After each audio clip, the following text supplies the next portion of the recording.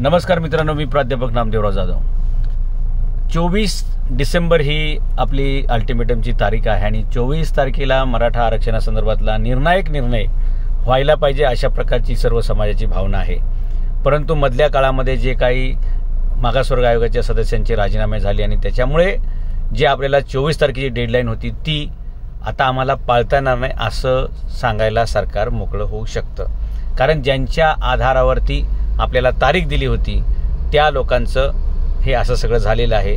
दुसऱ्या बाजूला न्यायमूर्ती शिंदेंची समिती आपले जास्तीत जास्त कुणबी कागदपत्रांचा शोध घेत आहेत। आतापर्यंत 35 लाखपेक्षा जास्त कागदपत्र मिळालेली आहेत, कुणबी सर्टिफिकेट मिळालेली आहेत आणि त्याच्यामुळे ती एक बाजू सकारात्मक आहे। राहिला प्रश्न दुसरी बाजू की आपल्याला 50% आतून आणि ओबीसीमधून जे आरक्षण देण्याची आपली मागणी आहे त्याची पूर्तता जर सरकारने करायला टाळाटाळ केली तर आपण पुढे काय करायचं असा एक नवीन प्लॅन बी आपल्याला आत्तापासून विचार करावा लागेल आणि अचानक आपल्याला तयारी करता येणार नाही। म्हणून पूर्ण सज्जतेनं आणि सतर्कतेनं पुढे जात असताना आपण थोडासा विचार करून चांगले पर्याय हातात घेतले पाहिजेत आणि त्यानुसार एका चांगल्या पर्यायाबद्दल चर्चा करण्यासाठी मी आपल्याशी हा संवाद करतोय। शिवाजी महाराजांच्या काळामध्ये असं व्हायचं की जर एखादा किल्ला ताब्यात घ्यायचा असेल तर त्याला वेढा टाकला जायचा आणि वेढा टाकल्यानंतर त्या किल्ल्याची रसद मारली जायची आणि ती रसद मारल्यानंतर मग तो किल्लेदार सरेंडर करायचा आणि तो ताब्यामध्ये द्यायचा। छत्रपती शिवाजी महाराजांच्या शत्रूंना 6 महिने वर्ष अगदी रामशेज किल्ला 8.5 वर्ष रामशेज किल्ला झुंजला। रसद किती मारायचा प्रयत्न केला औरंगजेबाने त्याच्या सैन्याने तरी पण मराठे ज्यावेळी एखादा किल्ला सर करायचे तेव्हा मात्र एक आश्चर्य घडायचं की मराठे एका रात्रीमध्ये त्या किल्ल्याला वेढा घालायचे, रातोरात वर किल्ल्यावर सरसर जायचे आणि तो किल्ला रातोरात ताब्यात घ्यायचे। जर आपल्याला असं काही शिवाजी महाराजांच्या चरित्राला साजेसं आणि त्यांच्या कर्तृत्वाच्या उंचीला अभिमान वाटेल किंवा सार्थ वाटेल शिवाजी महाराजांना त्यांच्या गनिमी काव्याच्या रणनीतीला असं आपल्याला करावं लागेल। आणि मला वाटतं ते रसद मारण्याचा एक प्रयोग म्हणजे आपण बहुतेक मराठा हे कुणबी आहेत, कुणबी हेच शेतकरी आहेत आणि आपल्याच शेतातील धान्य खाऊन आपल्यावरच डरकाळ्या फोडणारे किंवा आपल्यावरतीच गुरगुरणारे अशी सगळी ही परिस्थिती निर्माण आहे।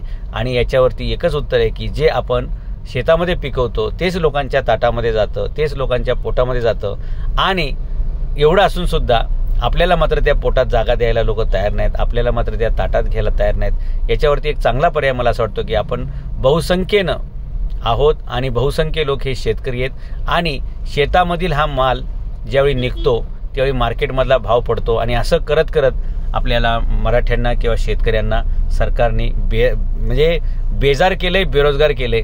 जेव्हा आमचा शेतकरी बियाणं घ्यायला जातो, जेव्हा आमचा शेतकरी खतं घ्यायला जातो तेव्हा त्याच्या किमती डबल झालेल्या असतात आणि जेव्हा आमचा शेतकरी त्याचं शेतातलं पीक ज्यावेळी खळ्यावरती येतं त्यावेळी मात्र हे खळीवरती येतात आणि त्या शेतमालाचा भाव अर्ध्यावरती आणतात। अशा प्रकारामध्ये किंवा अशा कटकारस्थानामध्ये कोणताही कितीही विद्वान आणि कितीही अभ्यासू शेतकरी असेल तरी तो ह्यात टिकू शकणार नाही। कारण जो माल त्याला स्वस्त भेटायला पाहिजे खत आणि बियाणं तो डबल भावाने भेटतो आणि जो माल त्याचा डबल भावाने जायला पाहिजे फिनिश गुड्स किंवा आपण प्रोडक्ट म्हणून त्याच्या शेतातलं तांदूळ असेल, ज्वारी असेल, नाचणी असेल, मका असेल, टोमॅटो असेल, कुठलाही भाजीपाला असेल त्याला जो भाव मिळाला पाहिजे तो मात्र त्यावेळी पाडला जातो आणि हे बाकीचे लोक त्याचं होर्डिंग करतात, बाकीचे लोक त्याचा साठा करतात आणि साठेबाजी करून आपल्याकडून घेतलेली 4 रुपयाची वस्तू ते बाजारात 16 रुपयाला विकतात। मला वाटतं यावेळी आपण एक असा गनिमी कावा जरूर करायला पाहिजे की जे आपल्या शेतात आले ते खळ्यात पिकवा, खळ्यातून ते छानपैकी पॅकिंग करून छानपैकी एकमेकाच्या मतीनं स्टोअर करा। बाजारामध्ये अन्नधान्याची ज्यावेळी टंचाई जाणवेल तेव्हा शेतकऱ्याचं दुःख काय हे सगळ्यांना जाणवेल आणि याचा फायदा असा होईल की ज्या लोकांना अजूनही शेतकऱ्याचं दुःख काय हे कळत नाही त्यांना ते दुःख कळेल आणि जशी जशी टंचाई जाणवेल त्या प्रकारामध्ये त्या मालाचे भाव वाढतील आणि ते मालाचे भाव वाढले की त्याप्रमाणे शेतकऱ्याच्या पदरामध्ये ते काय माप येते पडेल। परंतु हे झालं एक भाग, पण आपला मुख्य भाग जो आहे तो हा आहे की मार्केटमध्ये ही टंचाई जशी जशी वाढेल तसं जसं आपली आरक्षणाची मागणी जी आहे त्याची तीव्रता लोकांच्या लक्षात येईल आणि त्यानुसार मग राज्यकर्त्यांना, शासनकर्त्यांना याच्या बाजूने सकारात्मक असा निर्णय घ्यावा लागेल। त्यामुळे याचे 2 फायदे होतील। आपली मागणी पदरात पाडून घेण्यासाठी आपल्याला जे ताणून धरावं लागेल, आपल्याला जे प्रेशर बिल्ड करावं लागेल तो तयार होईल. आणि आत्तापर्यंत जो कधीही शेतकऱ्याच्या मालाला भाव मिळाला नाही, हमी भाव मिळाला पाहिजे म्हणून शेतकऱ्यांच्या 2-3 पिढ्या बर्बाद झाल्या, तो जो न सुटलेला प्रश्न आहे तो यावेळी अशा प्रकारे आपण हमी भावाच्या पण पेक्षा जास्त दुप्पट भाव आपल्या शेतकऱ्याला मिळू शकतो. आणि मला वाटतं हीच पद्धत आपल्याला अवलंबी लागेल की शेतीतलं प्रोडक्शन तुम्ही केलं पाहिजे. जेवढं डिमांड आहे त्याच्यापेक्षा कमी तयार करा, जेवढी डिमांड आहे त्याच्यापेक्षा कमी सप्लाय करा. जेवढी मागणी आहे तेवढा जर तुम्ही पुरवठा करत बसले तर मालाचा भाव कधी वाढत नाही. तुम्ही मालाचा भाव वाढवायचा असेल तर मालाची सप्लाय कमी केली पाहिजे, मालाचं प्रोडक्शन कमी केलं पाहिजे. आणि त्या वेळेनुसार डिमांड जसं वाढेल त्या प्रमाणात थोडं जसं गल्फ कंट्री करतात, गल्फ कंट्री एकदमच पेट्रोल जर काढून टाकतील, एकदमच डिझेल काढून ठेवतील तर त्यांच्या पेट्रोल डिझेलचे भाव एकदम खाली पडतील. आणि म्हणून त्यांची जी ओपेक नावाची संघटना आहे ती सातत्याने सगळ्या देशांना, म्हणजे जेवढे मुस्लिम राष्ट्र आहेत, जेवढे पेट्रोल डिझेल निर्माण करणारे राष्ट्र आहेत त्या सगळ्यांना एकत्र करून त्यांनी ओपेक नावाची एक संघटना काढलेली आहे. ऑइल पेट्रोलियम इकॉनॉमिक कंट्रीज असं काहीतरी फोरम आहे त्यांचं. आणि त्यानुसार जगातील कधीच पेट्रोल आणि डिझेलचे भाव खाली जात नाहीत, दिवसेंदिवस ते सातत्याने वर जात असतात.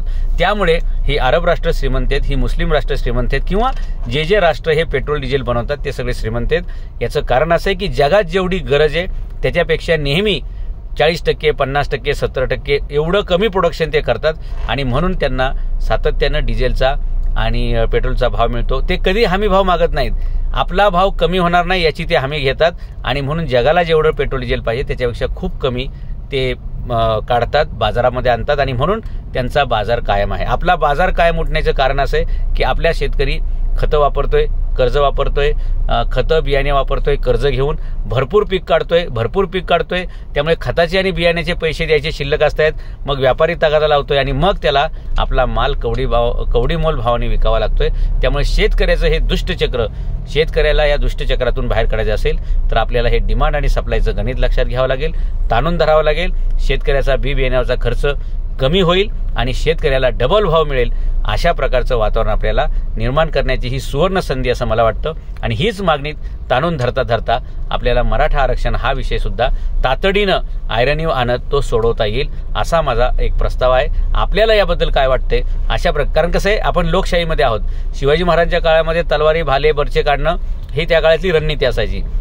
आज आपण लोकशाहीमध्ये आहोत. आपण अशा प्रकारचं कायदा आणि सुव्यवस्था हातात घेऊ शकत नाही. अनेक मुलांवरती केसेस तयार होतील, अशांतता निर्माण होईल, कायदा आणि सुव्यवस्थेचा प्रश्न निर्माण होईल, 2 समाजामध्ये तेढ निर्माण होतील. आणि ह्या सगळ्या परवडणाऱ्या गोष्टी नाहीत. शेवटी आपण एका देशाचे नागरिक आहोत, एकाच समाजाचे घटक आहोत. फक्त आपल्या प्रश्नाबद्दल लोकांना जी संवेदना पाहिजे ती संवेदना नाहीये.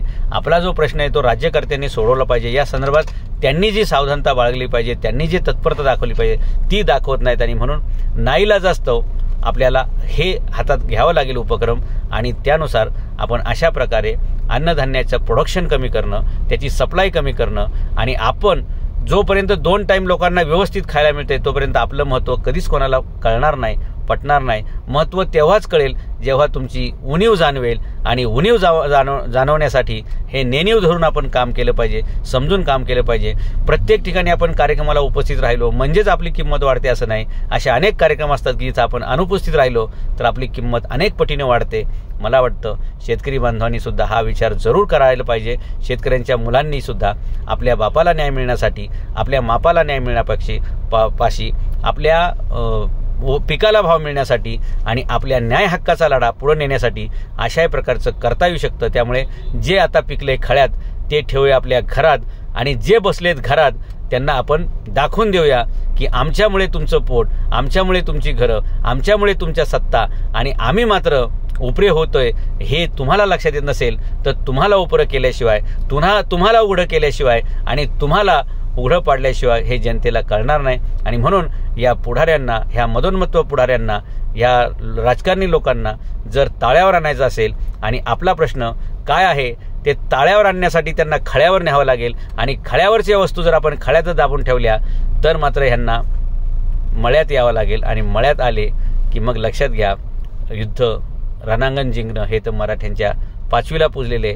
त्यामुळे आपण अशा प्रकारचं आधुनिक युद्ध जरूर करायला पाहिजे आणि ज्याच्यामध्ये आपल्याला न्याय मिळेल, पण रक्ताचा थेंबही न सांडता आणि कोणत्याही व्यक्तीला त्रास न होता आपल्या मागण्या पूर्ण करून घेण्याचा मला वाटतं हा पण एक प्रयोग आहे. आणि त्यासाठी फक्त आपला संघटितपणा पाहिजे. आपले जे भाऊ अडचणीत असतील त्यांना मदत केली पाहिजे. ज्या शेतकऱ्यांना थोडीफार पैशाची गरज पडेल त्यांना समाजाने तात्पुरते उसने दिले पाहिजेत, जेणेकरून ही टंचाई जेवढे दिवस जाणवेल तेवढ्या कमी कालावधीमध्ये मात्र आपला प्रश्न सुटू शकतो. आपण कृत्रिमरित्या हे करायचं नाही, पण जे नैसर्गिक आहे, जे आपल्या खळ्यावर आहे ते खळ्यावर डायरेक्ट आपल्या घरी नेऊन स्टोअर करायचे, कोणालाही मार्केटमध्ये विकायचं नाही. कारण आपण 4 महिने 5 महिने वर्षभर कष्ट करून जे कमवतो त्याच्यापेक्षा कित्येक पट एका दिवसात सौदा करणारे दलाल आडते हे कमवतात. आणि पुढारी मात्र कायम हे दलाल आडत्यांनाच धार्जिन राहिलेले आहेत. त्यामुळे वर्षभर घाम घालणाऱ्या, वर्षभर कष्ट करणाऱ्याच्या पदरात 2 रुपये सुद्धा पडत नाहीत.